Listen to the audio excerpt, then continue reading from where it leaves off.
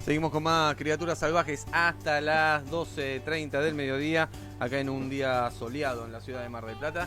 Y bueno, nada, estamos acá ya en condición de charlar con Matías Peralta Prosque, que en unos días más va a estar acá en la ciudad presentando Soy el Matías, este libro autorreferencial, una biografía. Ahora él nos va a contar un poquitito más. Así que nada, si estamos conectados con Mati. A ver, ahí está Mati, ¿qué haces, querido? Hola, ¿cómo estás? ¿Cómo va? Muy bien. ¿Todo bien? Levantame un poquito el retorno. Bueno, nada, bienvenido. Gracias. Bueno, gracias por haberme invitado a charlar en esta hermosa radio. Y bueno, en este día que está espléndido hoy. Sí, acá está hermoso. ¿Allá dónde estás vos? Yo estoy acá en Rosario y también está súper soleado. Rosario, encima hace un calor de cagar. Sí. Mal. Terrible. Sí. Che, bueno, nada. Cuando vengas igual vas a estar invitado acá al piso a charlar nuevamente. Pero bueno, nada. Estuvimos hojeando el libro que dice Soy el Matías, ni víctima ni premio consuelo. ¿Quién es Matías? Bueno, Matías vendría siendo yo, pero también vendría siendo ese chico pequeño, ese niño del hogar de Santa Fe, que estuvo desde los 5 años a los 6 años. Pero antes de ingresar al hogar, su historia comienza de entre los 0 a 5 años, donde vivió con su familia biológica, que él ingresa al hogar por parte de que sufría violencia por parte de su padre biológico. Sufría violencia ya sea física, por el estilo, por ejemplo, golpeaba con sus propias manos, golpeaba con cable que estaban despelados como si fuese un látigo. A veces los castigos también iban como, por ejemplo, a dejarme sin comer. Todo esto porque él tenía como una obsesión cada vez que él volvía del trabajo con que yo le supiera decir el abecedario. Si yo no sabía decírselo, era un castigo rotundo y diario, y así era todos los días, hasta que ocurre un episodio que yo siempre bien cuento, que se llama La Gran Explosión, que él prendió fuego el patio de mi casa con cosas de mis medias hermanas porque le habíamos hecho una pequeña broma, y esto deriva que llegue la policía o bomberos, me retiren a mí como una medida de protección, a mí y a mi hermana más pequeñas, y de ahí, en ese día para adelante, terminamos viviendo en el hogar que es la Cuna de Santa Fe, desde los 5 años y un mes hasta los 11 años y un mes. Ajá. Bueno. Mi pregunta es, todo venía por parte de tu papá. Sí. ¿Y tu mamá? Mi mamá yo siempre la defino como una planta porque prácticamente no la sentía presente, no estaba. No intervenía frente a las injusticias que sufría por parte de mi padre. Sí. Siempre estaba ahí como impávida, inmóvil, por así decirlo. Pero sé que, por ejemplo, cuando yo estuve en el hogar, a ellos intenta hacer un test psicológico, ninguno da apto psicológicamente, y el test psicológico dio que él era muy manipulable y mi vieja era algo muy sumisa. Entonces es como que la parte psicológica se complementaba. Pero no, en sentido yo no tengo interés en querer verla a él ni a ella, pero tampoco estoy enojado, no guardo rencor, y yo en el sentido de que obviamente hubiera querido que ella hubiera demostrado cariño, amor o defenderme frente a mi padre, pero como todo niño que quiere parte de sus padres. Pero es algo que pasó y tuve que tratar de confrontarlo con 5 años, asimilarlo, porque cuando estuve en el hogar, cuando llego al hogar, tuve que asimilar un lugar donde no conocía y hacerme cargo de mis hermanas más pequeñitas, que eran prácticamente unas bebés. Y todo esto ya con 5 años yo lo tuve que asimilar. Pero dejando ahí de lado eso, con mis padres biológicos, para mí no forman nada, no son nada para mí. Yo lo único que los defino ellos son como mis progenitores, como que me dieron la vida. Exacto. Te trajeron al mundo y ya. Sí. O sea, a grandes rasgos, tu vieja biológica también pasó a ser una víctima de la manipulación de tu viejo y todo eso. Igual eso no significa que no pudo haber actuado en consecuencia, pero ya eso es otra historia. Cuando vos decís que no estás enojado y que no guardás rencor, ¿nunca lo tuviste o lo sanaste con el correr del tiempo? No, o sea, decir que no lo tuve sería mentir. Claro. Cuando era chico claramente uno va, por así decirlo, va madurando su mente. Eh, lo puedo confirmar, tuve miles y miles de sueños en donde yo me volví a encontrar con él y me volvía a Karate Kid y lo cagaba a palos. Sí. Eh, pero no, creo que con el tiempo sí, aprendí a sanar enseguida, aprendí a entender que no era mi culpa, en que si le guardaba rencor también era como darle una victoria a él, porque era tenerlo en mi memoria y era seguir haciéndome mal a mí. Entonces dije que era algo innecesario y también aparte está bueno el perdonarse, porque, o sea, perdonar o no tener rencor porque eso te sana a vos mismo, digamos. Es como que te libera todo ese odio y dolor, te libera y es bastante sanador. Eh, pero sí, no, obviamente, cuando era chiquito sí tenía esos pensamientos, pero no, sí con el tiempo lo aprendí a controlar, lo aprendí a sobrellevar ese dolor y esa furia, pero puedo decir que ya hoy no siento nada aparte de él, ni odio, ni rencor, ni nada. Sí, es re loco. Che, y Sí, sí, no, es igual creo que pasó con toda mi vida, tipo, siempre me dijeron que soy como una persona muy resiliente, tipo, que no soy muy de guardar rencores o de odio. No, Eh, pero está como que es mi perfecto. personalidad también. No, está perfecto. Obviamente no todos somos iguales y también es poco y casi nada juzgable, porque solo vos sabés lo que viviste, este, por más de que lo cuentes, lo plasmes en un libro, des conferencias, hables, nadie se puede poner en tus zapatos. Este, Sí, lo, no, obvio, es como vos decís, a mí no es que yo de un día a la mañana me desperté y dije, ah, bueno, voy a ser esta claro, persona. total. Tipo, llevó tanto niñez como adolescencia, hablar con psicólogos, psicopedagogas, gente que estaba en hospitales, pero todo para formar, digamos, ser la persona que soy hoy, también con las familias recreativas, que fue otra gran ayuda que recibí en mi infancia. Fue todo un proceso que yo tuve que claramente ir haciendo para ser la persona que soy hoy. Che, ¿y tus hermanas? Mis hermanas, yo no cuento mucho sobre ellas, Ajá, pero yo digo, tengo un vínculo muy hermoso. No cuento más porque ellas me lo pidieron, entonces, está bien. para respetar su decisión, no cuento mucho, pero sí, no. Pero Puedo tenés decir un de que vínculo. exacto, sigo Ah, teniendo un vínculo perfecto. muy hermoso. Yo he ido, por ejemplo, a sus 15, ella ha venido a mis graduaciones. Ujú. Nos charlamos todo el tiempo por WhatsApp o por teléfono. Tipo, mantengo un vínculo, tipo, nos visitamos. No, bueno, genial entonces. Sí, no. Eso está bueno poder mantenerlo. Bueno, entonces vos entrás al hogar, a Casa Cuna de Rosario. ¿Qué recordás de eso? ¿Recordás un montón? ¿Recordás todo? ¿Hay cosas que preferiste como borrar el rencor que tenías con tu viejo, con tu vieja? Este, ¿Cómo fue esa estadía? Mira, al principio yo siempre cuento que la estadía, por ser de una parte que claramente tenía que comprender dónde estaba, fue como algo, por así decirlo, que me sentía seguro. Esto al principio, cuando yo llego al lugar. Era un lugar que para mí era, por así decirlo, entre comillas, el paraíso. ¿Pero por qué? Porque yo estaba lejos de mi padre. Entonces yo sabía que Claro. no si iba a sufrir violencia, iba a estar lejos de él y por ende yo sentí una seguridad, yo sentí una tranquilidad.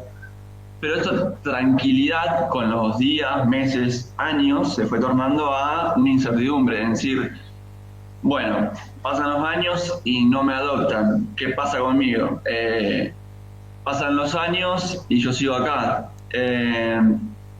Y esa seguridad que yo tenía al principio a pasarse como a inseguridades, miedos, temor, tristeza, dolor, por el hecho de no saber qué iba a pasar conmigo. Porque uno sabe que cuando está dentro de un hogar y ya va entendiendo qué es lo que sucede con uno, sabe que empieza una cuenta regresiva. Cuando uno va empezando a cumplir años, tus probabilidades de ser adoptados van Claro. disminuyendo.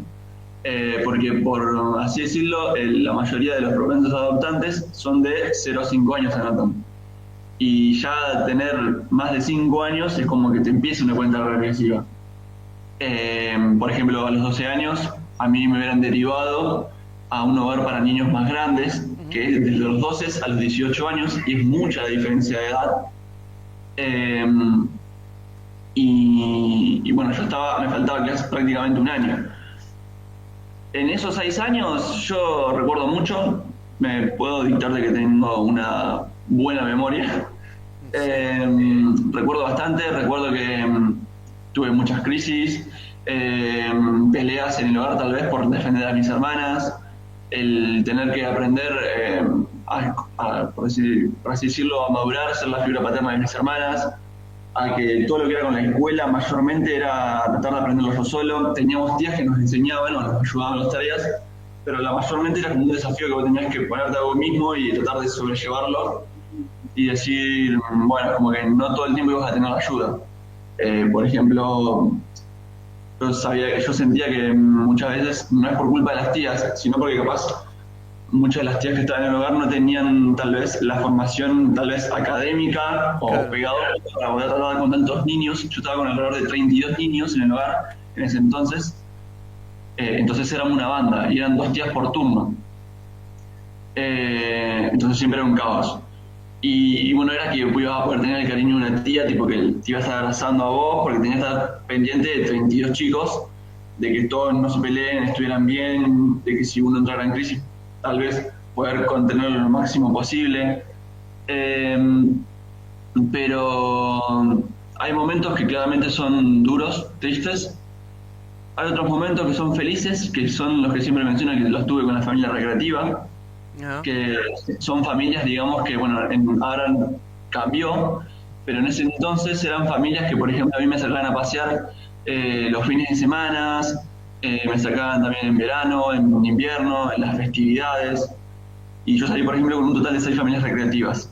Y eran familias donde te sacaban a pasear a tu casa o a donde ellos vivían, y vos hacías actividades como cualquier otro chico. Entonces yo era donde yo me podía sentir normal, por así decirlo. Claro. Era donde yo sentía que me sentía querido, porque era, por ejemplo, no sé, con una familia recreativa, sé que todos los domingos hacían un asado, entonces todos se reunían a comer, iban los abuelos, los hijos, los padres. Sí. Era básicamente un entorno familiar, y yo me sentía parte como de su familia. Y así me pasó con todas sus familias recreativas. Me sentía un chico normal, qué sé yo, en la familia de Nelson, que es con la que sigo teniendo un vínculo muy hermoso a día de hoy. Festejé Navidades, me festejaron los cumpleaños, iba a una colonia, tengo miles de amigos en el pueblo, que a día de hoy los sigo visitando, sigo charlando. Entonces, se podría decir que eso fue una de las partes que me dio una caricia al alma, que me sanó tanto ese dolor que yo pasaba por el hogar. Pero sí, puedo decir que tal vez eran más grises que colores en esos 6 años, pero sí, no, mantengo muchos recuerdos, que lo comento un poco en el libro, y comento siempre muchas veces si alguien me pregunta presencialmente sobre algún tema en particular, siempre lo comento. Sí, es como, sí, te entiendo. ¿Y cómo era ese retorno al hogar después de, no sé, un domingo, 7 de la tarde, 8 de la tarde, que te llevaban de vuelta? ¿Era tener que esperar hasta próximo fin de semana o era cada tanto? No, era cada tanto, no era todo el tiempo, pero cuando era volver al hogar, tipo, yo no quería para nada, yo siempre lloraba, pataleaba, le decía a las familias recreativas que no sé, que me dejaran con ellos, que no me devolvieran. El hogar, como te digo, no es... por así decirlo, mucha gente capaz piensa que un hogar en su mayoría es como Chiquititas, el programa de televisión. Como Rincón de Luz. Exacto, pero no son así, en la mayoría no son así. Hay hogares modelos, pero también en la mayoría son hogares que son muy carenciados. El hogar en el que yo estuve, faltaban muchas cosas.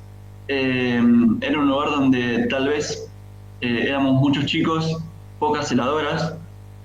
Entonces, no era un lugar lindo. Yo siempre lo defino que era como una cárcel o algo carcelario, porque vos seguías un cronograma, digamos. Vos te levantabas, te desayunabas, ibas a la escuela, volvías, hacías la tarea, jugabas 15 minutos, hacías tanto cosa, tal esto. Claro.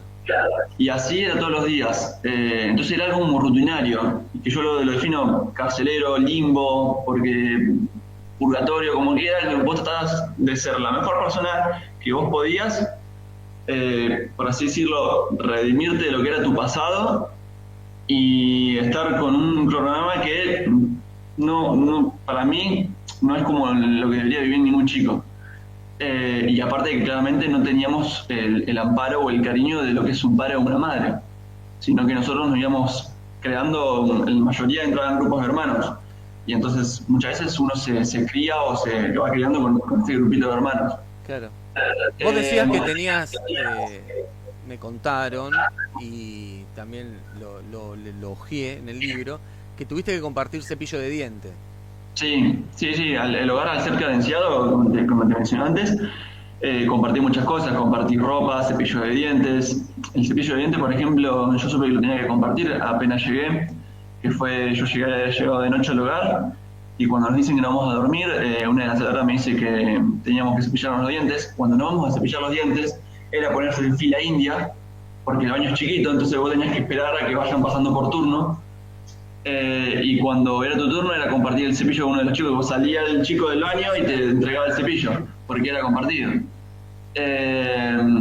También la ropa, todo, ropa interior, zapatillas, remera, lo que sea, todo era compartido. Tipo, no, nada era único. Teníamos un ropero gigante que todo era compartido. Tenías ropa tanto de chica como de chico. Y si a vos te gustaba una remera, una zapatilla o un buzo, era saber que o te levantás temprano para poder conseguirla vos primero, o la perdés porque la va a usar otro chico. Y a veces, qué sé yo, te ponías triste porque no podías usar esa ropa, o surgían peleas porque decía, no, esa es mi remera, cuando en realidad era de todo. Sí, sí, era realmente una cárcel de gente Sí, no más tenías. chica. Porque... Es lo que yo lo menciono, como que no tenías nada único, y eso Claro. también es algo doloroso porque el tener que aprender, o sea, está bueno, en parte yo creo que obviamente todos tenemos que aprender a compartir, pero es como que al no sentir que nada es único, también no sentir que no tenés cariño todo el tiempo, eh, digo, para el niño no es bueno, entonces fomenta, por así decirlo, dolor, tal vez tristeza, y eran cosas que teníamos que pasar todos los días. Claro. Y yo siempre menciono que claramente cuando yo entré al hogar y empecé a conocer la historia de cada uno, que eran tanto igual o peor a la mía, es doloroso pensar e imaginar que niños de 5 a 12 años tengan la madurez ya de una persona de entre casi 18 a 20 y pico de años. En decir, bueno, yo me tengo que hacer cargo de mis hermanos, sé que tengo que hacer esto en el día, que tengo que respetar estas reglas, y como te digo, eran más grises que colores. Sí, totalmente entendible. Lo que quiero saber es, en el hogar, ¿cómo era el trato, digamos? Porque, digo, de las celadoras, vos tenías una contención, te sentías querido por ahí, te sentías diciendo, bueno, vienen estos chicos con esta situación, me imagino que sabrían tu historia como la de todos los demás, pero te, en ese nivel, ¿vos te sentiste un poquito cuidado? O era, por decirlo así brutamente, era como un depósito donde metían chicos y tenían que esperar a tener la suerte de que alguien lo adopte? No, cuidado en parte sí me sentía. Yo, por ejemplo, qué sé yo, si vos te enfermabas y se los comentaba a las celadoras, te llevaban a que te vea algún doctor. Lo que sí, por ejemplo, bueno, te festejaban los cumpleaños también, nos festejaban los cumples. Pero también, a ver, sentirme querido, no me sentía querido. Que no lo era, no quiere decir que, o sea, básicamente no era por parte de las tías. Sé que era cuando yo volví al hogar y hablé un poco con las tías. Yo sé que las tías hacían todo lo posible con lo que tenían a su alcance. Claro. También era entender que éramos muchos chicos para tan pocas celadoras, y entender de que claramente un chico no iba a poder ser la atención completa de una celadora, que yo no iba a poder estar las 24 horas pidiéndole o reclamándole cariño, amor a esta celadora como para yo sentirme contenido. O sea, yo básicamente en el hogar no me sentía mirado, no me sentía querido, pero no porque sea por culpa de las sedadoras, No, tal sino cual. porque yo creo que claramente faltaba, por así decirlo, en el hogar en el que yo estaba, una coordinación tal vez, al haber tantos chicos y al haber tan pocas heladoras. Eh, pero en la mayoría de las veces no, era yo tratar de aprender todo yo solo, tipo, mayormente las tareas de la escuela, era yo ir tipo resolviéndolas yo solo.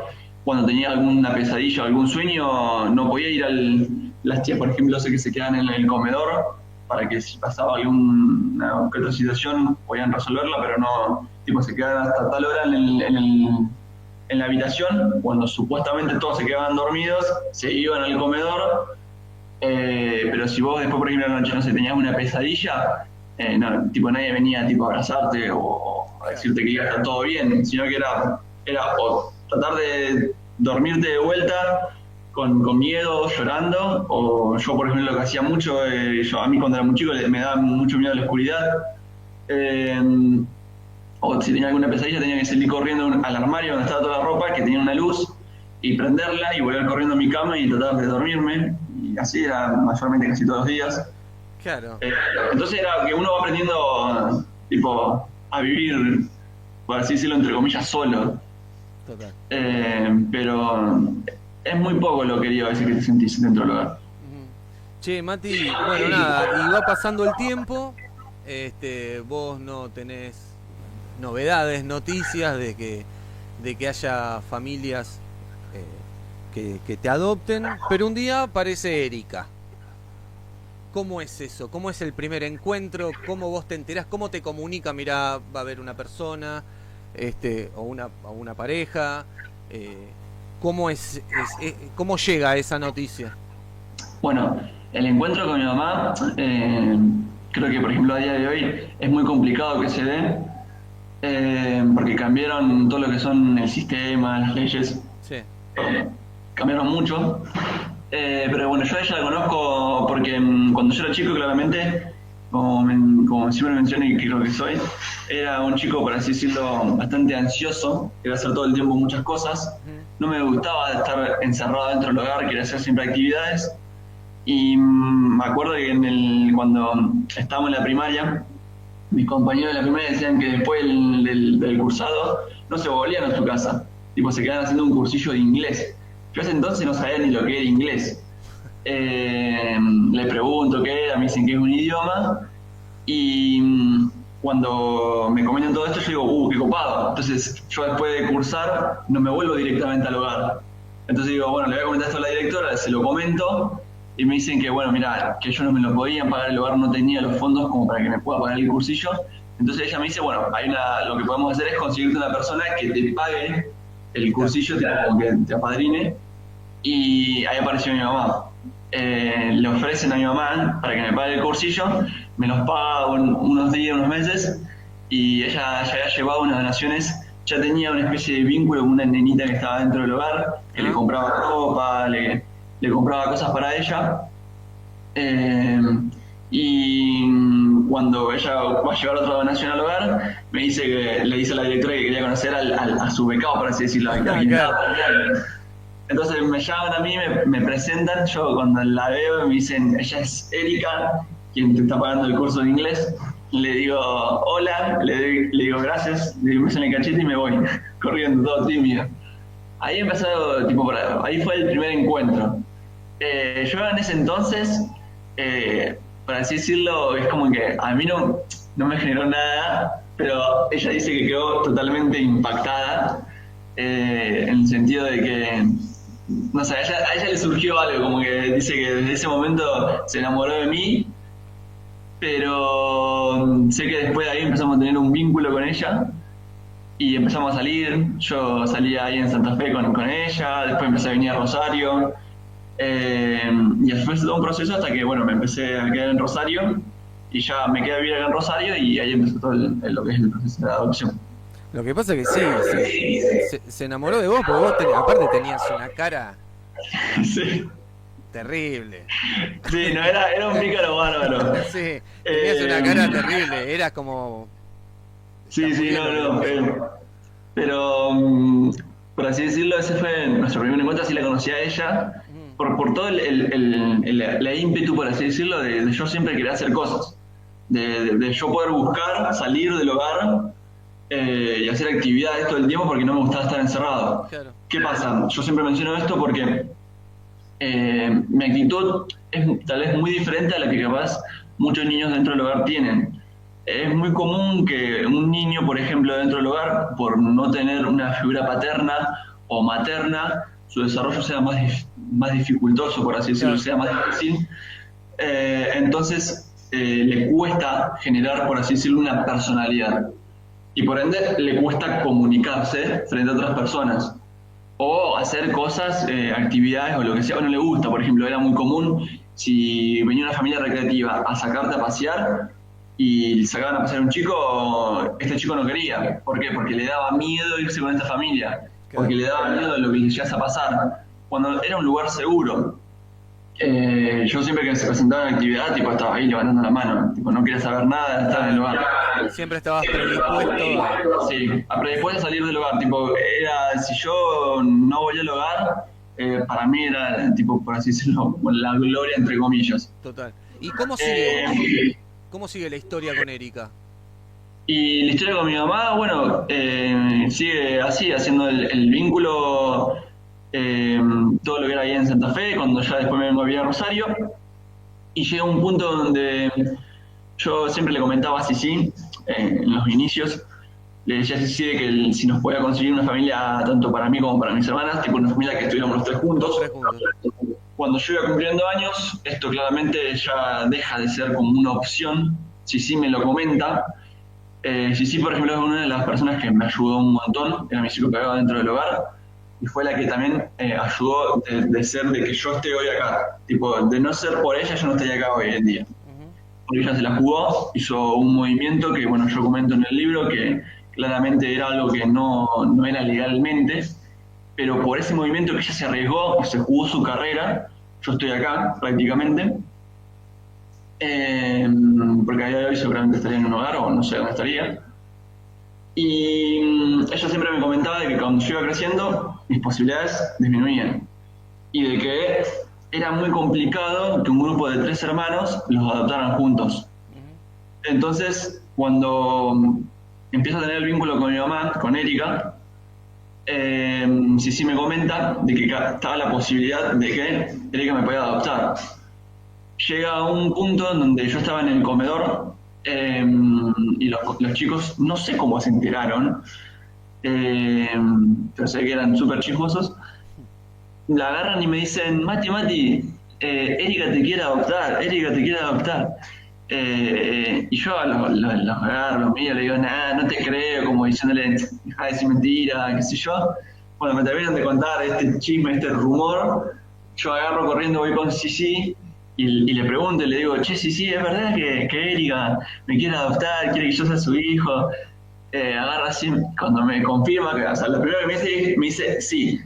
Pero después del sí trata de calmarme, como de bajar esa, por así decirlo, yo estaba muy exaltado, muy, por así decirlo, cuando me confirmó, que dije, uff, por fin, qué copado. Tipo, para mí fue una alegría inmensa, después fue un dolor, porque sabía que tenía que estar lejos de mis hermanas, pero así me enteré que me iba a adoptar, y sí, bueno, me había comentado todo eso todo el tiempo, digamos, de que estuviera tranquilo, porque por más de que ella realmente me quería adoptar, también sabía que era un proceso súper largo. El tema del sistema de adopción a veces suele ser muy lento, eh, pero no, a veces tal vez porque falla mucho el sistema. El sistema a veces tiene cosas buenas, otras tal vez pocas malas que se deberían de mejorar, pero son más las personas que trabajan en el sistema que el sistema en sí. Eh, Hay personas tal vez en el sistema de adopción, tanto en niñez o jueces, que no tienen el tacto o la calidez de poder hablar con niños, eh, o no tienen también la formación académica para poder entablar una situación así. Eh, por ejemplo, era muy común que la jueza en la que me tocó, la jueza le tocó mi caso, eh, todas las decisiones por así decirlo, era de ellas, o sea, tenía todo, por más que era la jueza, todo lo que pasaba, ella decía que lo último que se decidía, la palabra la tenía ella, no la tenía yo, no la tenía mi mamá, la tenía ella. Eh, entonces, cuando me dicen que me iban a adoptar, yo sabía que después el proceso de adopción iba a ser un proceso súper duro, porque cuando yo empecé a vivir a Rosario, vine a vivir a Rosario a los 11 años y un mes, que salí del hogar. Yo del hogar ingresé a los 11 años y un mes.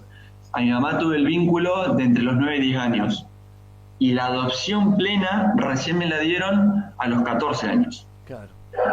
Tipo, o sea, yo de los 11 a los 14 años, yo estuve viviendo con mi mamá, pero con el apellido, mi apellido biológico, que claramente no lo quería,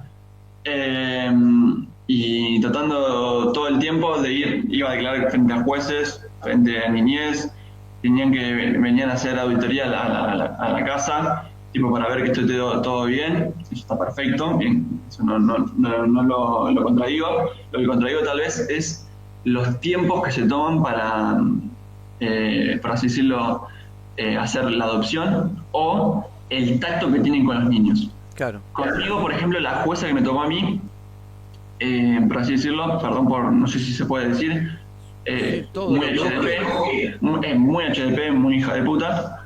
Está perfecto. Porque me hacía cosas que no eran para poder decírselas a un niño o tratarlo. Me trataba como si fuese un adulto, teniendo 10 o 11 años o menos. Me puso, por ejemplo, cuando yo empecé el proceso de adopción con mi mamá, un día me invita a Santa Fe, mi caso estuvo en Santa Fe, cuando se trasladó a Rosario, recién ahí se aceleró mi caso, y por ejemplo, cuando yo declaré a Santa Fe, un día me sientan con mis hermanas a la izquierda y con mi mamá a la derecha. Y agarra la jueza y me pregunta, bueno Matías, te pregunto, ¿vos qué crees? ¿Quedarte en el hogar con tus hermanas o irte con Erika? Tipo, aludiendo a que yo lo que estaba, mi decisión era que si yo elegía irme con mi mamá, la estaba abandonando con mis hermanas. Claro. Cuando yo siempre menciono, y lo digo siempre, que para mí en mi vida lo más importante siempre lo va a ser van a ser mis hermanas. Tipo, no hay persona que más ame en el mundo que sean mis hermanas. Tengo un vínculo muy desde pequeño con ellas. En su principio fui como su figura paterna. Entonces, no hay nada más importante en mi vida que mis hermanas. Y que me hagan esa pregunta claramente, tipo, me descolocó, me destruyó el tener que decir frente a ellas, no, me voy con Erika, me voy con mi mamá, tipo, no Sí, quiero te puso en un papel de hijo de puta terrible. Exacto, yo recuerdo que ese día, tipo, no pude hablar prácticamente porque volví con un dolor diciendo, puta madre, soy un hijo de puta, abandoné a mis hermanas, soy una basura de persona. Todo eso me lo hizo sentir esta jueza, por así decirlo. Y así eran muchas cosas, tipo, no tenía la calidez para poder hablar conmigo. Yo iba a declarar y no declaraba con una persona al lado, o con una psicopedagoga, con lo que sea, o con mi mamá. Yo entraba a declarar solo. Y yo tenía que responder preguntas de un adulto teniendo menos de 10 años. Sí. Y como te digo, al principio, lo que había mencionado, hay muchos chicos que les cuesta mucho esto de poder entablar una conversación o el poder dialogar con otra persona. Por el miedo por miedos o por lo que sea, por inseguridades o porque le cuesta mucho el entablar o porque son más tímidos. No, simplemente porque tenés 10 años. También, sí, no, obviamente. Che, escúchame, hablando así, vamos a hablar como si fuéramos Sí. dos amigos que estamos tomando una cerveza por ahí. Hablando de hijos de puta, ¿vos supiste algo más de tus viejos? Más allá de que vos no quieras, pero hubo un intento, me imagino que vos ahora sos un tipo, te guste o no, estás saliendo por medios, yo te descubro en Infobae, Sí.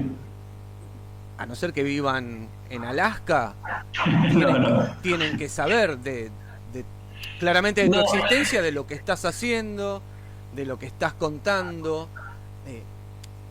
¿Hubo algún Sí, tipo no. de acercamiento, de No. intención de algo? No, y si lo hubiera tampoco lo querría, tipo, no me interesaría. No, eso está claro. Yo lo que Pero- pregunto es si vos te enteraste, decís, che, mirá, ¿sabés qué? ¿Por qué? No, por lo que son las entrevistas que yo fui teniendo, por todo esto lo del libro, no me enteré nada de ellos, ya me enteraba cosas ya de ellos de antes, porque a mi mamá le van pasando Claro. información y ella siempre está predispuesta a que si yo quiero saber algo me lo comenta, tipo algo que yo no sepa. Eh, y si yo quiero y le pido, tipo, me lo dice, ella no tiene ningún estilo de problema. Pero no, yo sí me he enterado cosas de ellos, ¿Mm? pero no porque quiera saber algo de ellos, sino por mero chismoso nomás. No, no, claramente, está claro. Pero no, yo sé que si ellos quisieran buscarme o lo que sea, el interés de querer verme o por X motivo, para mí no son nada. Tipo, Pero no ¿para qué? representan nada en mi vida. Sí, no. Tipo, yo siempre digo que igual que si, por así decirlo, por ejemplo, mi hijo tuviese la suerte de encontrarse conmigo cara a cara, yo tipo le diría dos cosas nomás. Le diría que fue un pelotudo, fue un boludo, porque se perdió la cosa más linda del mundo, que es ser padre prácticamente, creo yo, que creo una de las cosas más lindas del mundo. Y también es básicamente agradecerle porque gracias a su Claro. inoperancia, a su idiotez, inmadurez como persona, si es que se lo puede llamar persona prácticamente, yo estoy acá gracias a él. Se podría decir que obviamente todo lo malo que me hizo pasar llegó a un punto donde me hizo conocer a muchas personas, por así decirlo, por suerte, maravillosas, que me llevaron a ser la persona que soy hoy, pero no más que eso, tipo, no me quedaría nada más que para decirle, son esas dos cosas que le diría y Tal nada cual. más. A mi mamá no le diría nada, porque como te digo, no me generó nada, no tengo un recuerdo sólido de ella prácticamente casi, es una planta para mí. Y de mis hermanas, que eran de parte de mi mamá, pero que eran de otro padre, que yo le digo Ajá. mis medias hermanas, tampoco, no quisiera saber nada. Sé que mi abuela biológica, la que estuvo peleando cuando yo estuve en el hogar, un año mi revinculación con ella, sé que falleció ya, pero no, También, tipo, vamos a decirlo así, complicada la vieja esa. Me sí, enteré. sí, fue la que más, por así decirlo, me complicó la vida. Porque en un principio mis padres intentaron hacer la revinculación, que se le Sí. hizo el test, después no le da apto. Entonces después creo que después terminan desistiendo, tipo como que ya dijeron, bueno, listo, desistimos de ustedes y entra mi abuela. Mi abuela intenta pelear nuestra custodia con nuestra tenencia y ahí es donde complica todo, porque la ley suele ser muy biologicista.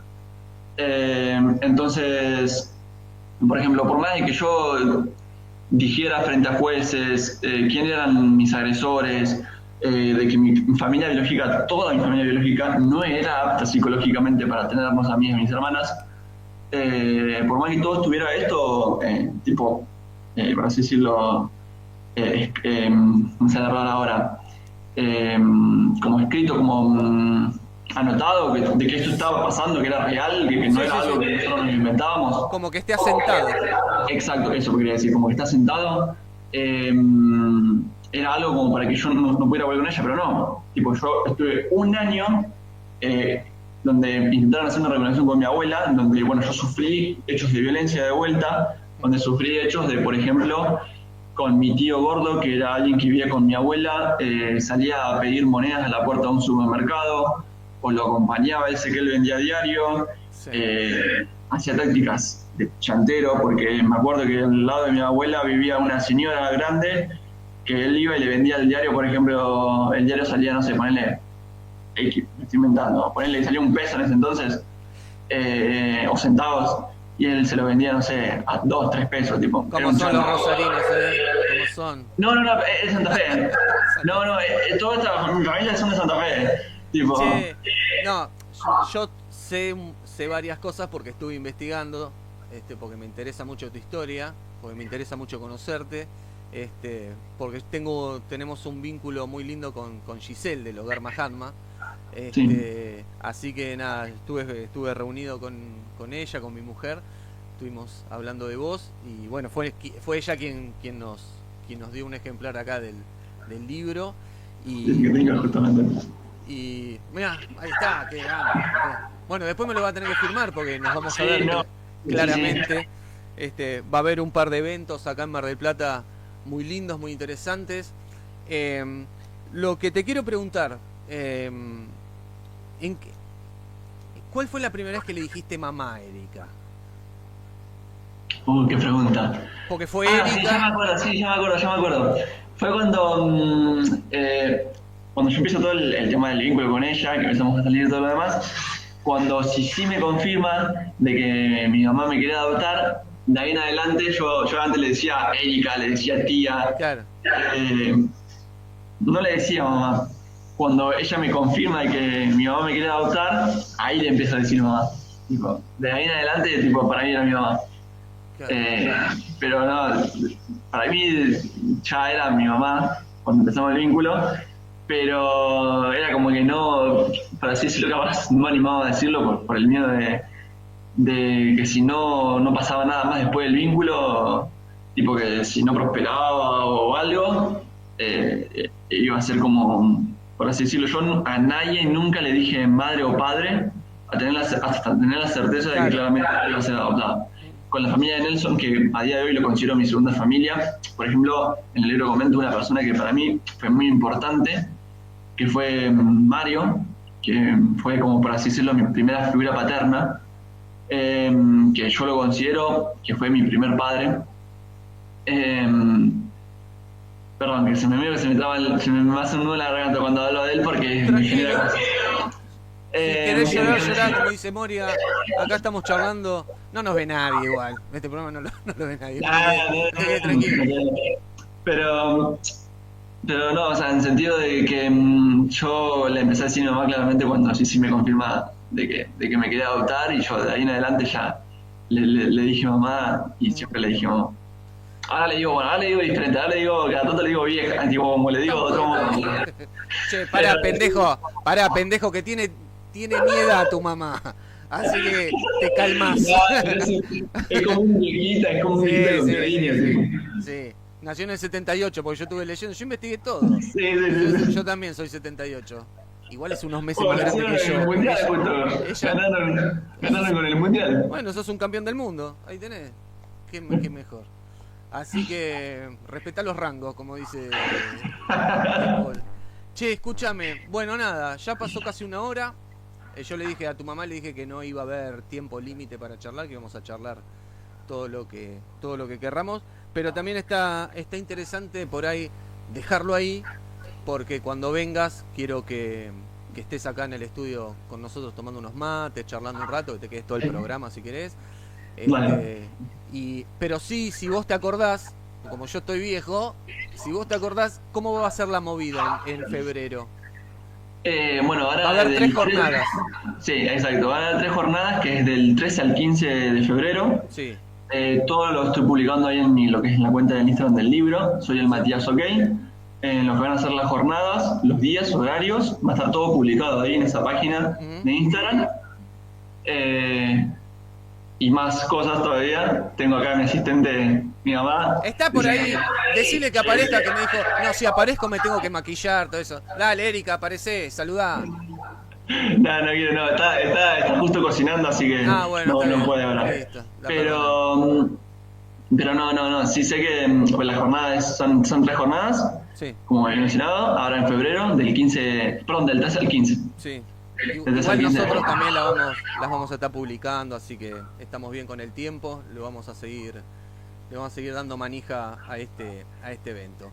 Bueno, Y bueno, quería después, si quería mencionar de que si cualquier cosa, si quieren saber algo del libro o si quieren charlar conmigo o lo que sea, Sí. mi página del libro en Instagram está abierta a cualquier duda. Perfecto. Se pueden comunicar conmigo, yo les respondo. Eso sí, a veces capaz me tardo, a veces respondo al toque, porque bueno, son muchas veces personas que me mandan mensajes de cariño, de amor, que hasta día de hoy sigue Está pasando, bien, es chabón. increíble. Sos un rockstar ahora. No, pero yo te juro, a mí me sorprende el cariño que estoy recibiendo de tantas personas, no solamente de acá de Argentina, sino de muchas partes del mundo. Así que estoy súper agradecido por eso, que les mando un gran saludo a todas esas personas que me han mandado y me siguen todavía. Bueno, también obviamente amigos, familiares, lo que sea. Mandarles saludos a ustedes. que bueno, nos veremos ahora en febrero. Nos vamos a ver. Y y los espero para la jornada, así que les mando un gran saludo, eso. Dale, ahí vamos a estar. Escúchame, bueno, nada, todo lo mejor, te mereces todo lo que te pasa. Así que nada, un beso a tu vieja que anda por ahí. Y nada, nos estamos viendo, loco. La verdad, un placer y ya nos vamos a dar un abrazo y vamos a compartir un momento ahí en la jornada y otras veces que nos crucemos por la vida. Así que nada, un placer realmente. Buenísimo. Bueno, gracias. Te mando un saludo. Chao. Mati, un beso grande, portate bien, hacele caso a mamá y bueno, nada, nos estamos viendo pronto. Besos. Chao, chao. Beso, chau. Así pasaba Matías Peralta Prosque, que viene a Mar del Plata a presentar el libro Soy el Matías, una historia heavy metal. Y bueno, nada, un placer poder conocerlo y poder conocer estas historias. Nos llegó un mensaje de Álvarez María, dice, qué genial que se hablen estas cosas, sos un genio, Mati, contar lo que pasaste es poder mostrar lo que verdaderamente sucede. Te felicito, así que le mandamos un beso a María, un beso grande a María. Bueno, nada, nos podemos ir a una tanda y volvemos.